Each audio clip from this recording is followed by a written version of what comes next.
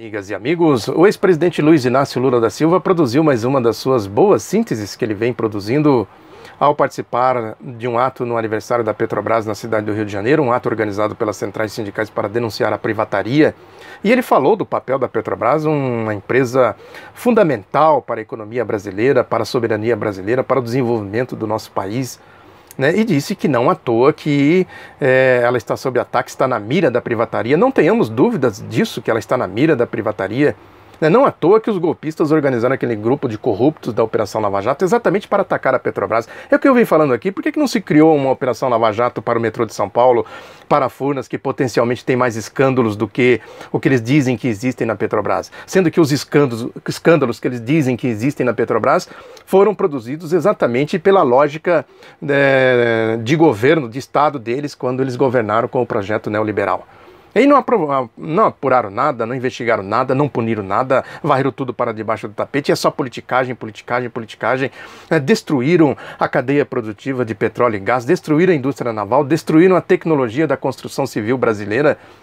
É evidente que esse grupo de corruptos que eles organizaram lá na Operação Lava Jato se insere na lógica do golpe, que é essa associação dos interesses das classes dominantes brasileiras, da direita brasileira, com a geopolítica, com os grandes grupos que controlam o setor de energia em âmbito mundial, o setor financeiro que parasita as fontes de riqueza, como é o caso aqui do nosso pré-sal, ou seja, a entrega do nosso pré-sal para a lógica dessa ciranda mundial que atropela democracias, soberanias, interesses do povo e etc. Tudo isso que a gente sabe que representa o golpe. A lógica desses corruptos organizados lá na Operação Lava Jato é exatamente essa. E o Lula denunciou muito bem isso.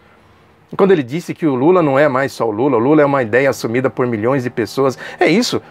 Se a gente for aprofundar, é uma ideia que representa a história do povo brasileiro pela a sua luta, por democracia, por soberania, por desenvolvimento, a luta de Frei Caneca, de Tiradentes, de Getúlio Vargas, enfim, de Felipe dos Santos, dos alfaiates da Bahia. Eu venho falando isso aqui insistentemente. E o Lula falou disso, falou do Tiradentes, que ele disse aqui que eles mataram a carne, mas não conseguiram matar as ideias libertárias. Exatamente isso. E foi corajoso quando ele denunciou o caso do suicídio do ex-reitor da Universidade Federal de Santa Catarina, Luiz Carlos Cancellier de Olívio, que se suicidou num shopping lá em Florianópolis, agora recentemente.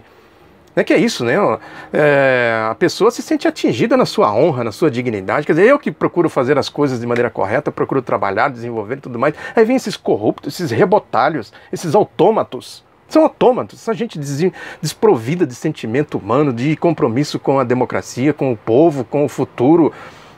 Simplesmente no interesse ali de grupos, interesses econômicos fundamentalmente, e vem me acusar aqui de ser corrupto. Manda prender, manda processar, manda a mídia e tudo em cima lá fazendo todo tipo de ilação, de dedução e de calúnias, no interesse exatamente desses parasitas das classes dominantes brasileiras, dessa elite brasileira, dessa direita brasileira. A pessoa se sente atingida.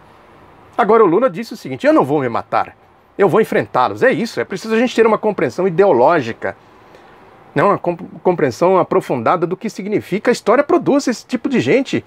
Em processos como esse, é natural que surja esse tipo de gente.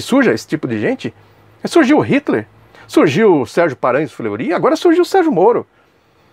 É necessário a gente entender tudo isso no âmbito ideológico, dos interesses desse conjunto de ideias que move politicamente a direita, os golpistas e etc. Os interesses deles de meter a mão aí nas riquezas nacionais, enfim, tudo isso que a gente vem falando, que eu venho falando aqui, no orçamento público, nos direitos do povo, etc. É isso, são autômatos. Fazem o que o status quo determina que eles façam. E a pessoa se sente atingida. O Lula diz: eu não vou me matar, eu vou enfrentá-los, está certo. Com convicção, nós temos que ter convicção de que nós estamos do lado da verdade, da justiça, da democracia, do futuro. E ele foi corajoso também quando ele disse aqui que eles sabem bem que são responsáveis pela morte da Dona Marisa e querem evitar que eu volte. A Dona Marisa morreu amargurada, vilipendiada, atacada por esse tipo de gente. Corruptos, comprovadamente corruptos. A corrupção no sentido literal, na tradução literal, no sentido de subtrair do povo o seu direito, a sua democracia, a sua soberania, o seu futuro. Existe corrupção pior do que essa, mais hedionda do que essa? E é exatamente o que eles estão fazendo. Atacando a honra, Né? Todo dia tem aí uma onda contra o ex-presidente Lula, atacando a sua honra, tentando transformá-lo num, tem usado aqui a palavra traste, né? Um ser abominável perante a opinião pública. É isso, né? Aquela técnica de ficar repetindo mentiras, mentiras, mentiras para transformá-las em verdade à força da repetição. Aí o Lula diz que vai ser candidato, né? Ele está corretíssimo. Né? Ele tem que ter um tribunal para se defender, tem que fazer aí dos palanques pelo país afora, né, tribunais para ele se defender. Ele não tem direito de defesa. A defesa dele está cerceada pelo totalitarismo lá da lógica dos corruptos da Operação Lava Jato. Ele está bloqueado pela mídia. É só ataque, ataque, ataque. Todo dia tem um ataque contra ele. O Sérgio Moro procurando coisinhas ali, mais coisinhas, e jogando na mídia fórmulas matemáticas, cálculos, códigos, não sei mais o que. Tudo eles acham lá. Agora estão aí trabalhando nas delações da Odebrecht, que eles varreram para debaixo do tapete. Ele pega, todo dia tem uma coisinha que ele joga aí. Agora diz que mandou lá o hospital, tal do hospital, que o tal do Glaucus Costa Marques, esse que era o proprietário do apartamento que eles confiscaram, a Lava Jato confiscou, né, querem as imagens. O hospital já tinha dito que não tem imagem, porque eles apagam a imagem depois de um certo tempo, mas ele insiste nisso. Para quê? Qual é o sentido disso? Por que ele insiste nisso, sabendo que não existem as imagens? A não ser produzir manchetes aí dessa mídia totalitária, corrupta, esse cartel mafioso, né? Aí tem uma questão aqui que é isso, né? A indignação vai tomando conta de uma maneira geral. Tem uma nota aqui do Conselho Federal da Ordem dos Advogados do Brasil e do Colégio de Presidentes de Seccionais da OAB, que eles comentam o caso lá do reitor que suicidou, mas de maneira geral. Muito interessante esta passagem aqui, quando eles dizem: assistimos no Brasil à banalização das prisões provisórias e das conduções coercitivas abusivas realizadas quase sempre de forma espetacular e midiática, sem nenhuma preocupação com a preservação da imagem daqueles que sequer culpados podem ser considerados. É exatamente isso, quer dizer, é isso que eu venho falando aqui, né? A afronta ao Estado Democrático de Direito, à civilização, etc., o cerceamento à defesa, à liberdade de expressão. As pessoas têm que se expressar, dizer: oh, eu acho isso, penso assim, penso assim. Tudo isso está bloqueado, é culpado previamente. É um Estado fascista. A Lava Jato é isso, é a expressão de um Estado fascista. Fundamentalmente corrupto, no sentido que eu falei aqui agora há pouco, no sentido literal do termo. A gente vai procurando as coisas e vai achando o sentido de tudo isso. Tem duas confrontações que eu quero fazer aqui. Uma é uma fala aqui do presidente do BNDES, Paulo Rabelo de Castro, né, que ele falou aí num evento, num seminário na Câmara Árabe Brasileira, sobre essa questão dos juros, né, que ele diz o seguinte, que a instalação que os juros altos significa a instalação da pornografia econômica no Brasil. A lógica aí da corrupção que eu venho falando aqui, né? De meter a mão no dinheiro público, no orçamento público, no patrimônio público, etc. Aí ele diz aqui o seguinte: queremos mais imoralidade no Brasil? Comecemos pelos juros. Né? Queremos mais imoralidade no Brasil? Comecemos pelos juros. Às vezes a imoralidade veste terno e gravata. Normalmente ela veste terno e gravata, de fato, a verdadeira imoralidade. É terno e gravata, são os gravatas, né, que são os verdadeiros corruptos, na verdade, na acepção do termo. Aí tem um editorial do jornal Folha de São Paulo, esse que eu quero fazer aqui o contraponto, que revela exatamente isso que o presidente do BNDES disse. Um editorial que é uma verdadeira desfaçatez, mas falta de vergonha, né, e revelador ao mesmo tempo, né, que diz que é espantoso que facções da política e da academia, minoritárias, mas não desprovidas de influência, ainda se apeguem à tese de que suspender os compromissos da dívida pública ou reduzi-los drasticamente será a solução para o rombo orçamentário federal. Ou seja, aqui ele está dizendo o seguinte, o editorial da Folha: essa questão da dívida, dos juros altos, da ciranda financeira, da farra, dessa associação dos interesses dos golpistas, das classes dominantes com os interesses do grande capital que circula em âmbito mundial, isso é intocável.